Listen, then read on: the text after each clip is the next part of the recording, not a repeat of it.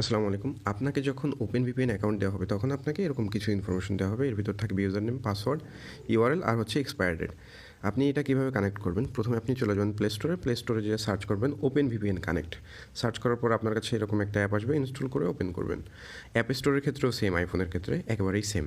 So এখানে আপনি কিন্তু ইউআরএল দিতে হবে। ইউআরএলটা আমরা কোথায় পাবো? দেখেন, এখানে আমাদের যে ডিটেলগুলো দেওয়া হয়েছে, এই ডিটেলগুলোর ভিতরে কিন্তু ইউআরএল নামে একটা ডিটেল আছে। এখান থেকে আমরা ইউআরএলটা কপি করে নিব। কপি করে নিয়ে ইউআরএলের বক্সে দিব।